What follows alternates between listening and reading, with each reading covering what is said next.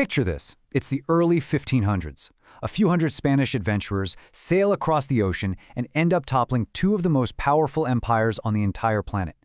These guys were the Conquistadors, and in this explainer, we're going to figure out exactly how they pulled it off.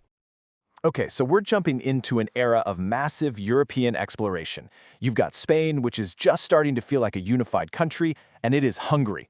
Hungry for new trade routes, new land, and of course, new wealth. This ambition creates a whole new kind of adventurer. But it really does beg the question, how on earth did a handful of men succeed against empires of millions?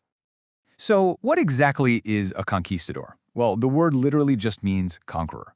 And these weren't soldiers in a formal army, not really. They were more like privately funded expeditions, and the guys who signed up were driven by a pretty powerful mix of motivations, often called the 3 Gs. Gold, for the promise of getting incredibly rich. God, a genuine and sometimes fanatical mission to spread Christianity. And glory, the chance to win fame, power, and titles back home. Now, two men really define this whole story more than anyone else. First, you've got Hernán Cortés. He sets his sights on the incredible Aztec Empire in what we now call Mexico.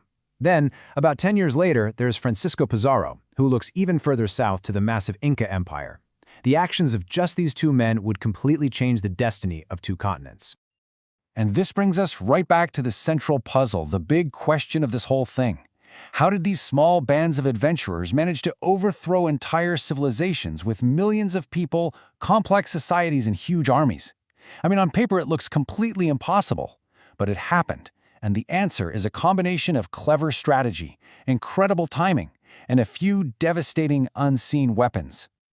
So let's start with our first case study, Hernán Cortés.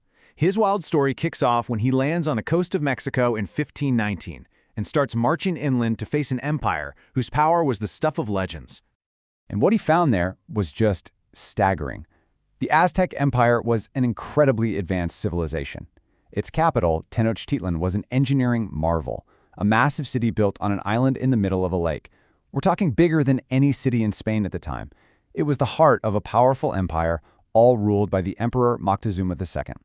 Cortés's success really boiled down to a three-part formula.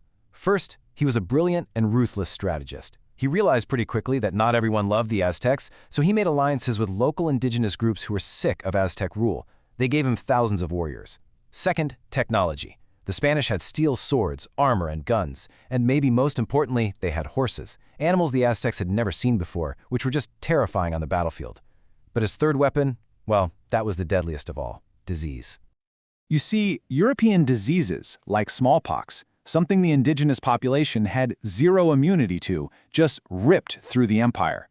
It killed millions and completely shattered the Aztec military.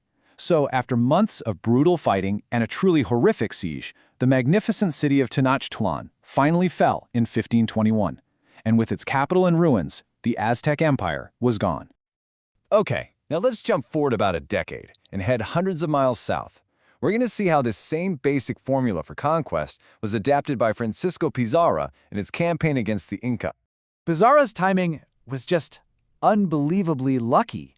He arrived to find that the massive Inca Empire had just torn itself apart in a bloody civil war. Two half-brothers, Huáscar and Atahualpa, had been fighting for the throne. Atahualpa had just won, but the empire was exhausted, it was divided, and it was vulnerable. And Pizarro saw this weakness as his one big chance.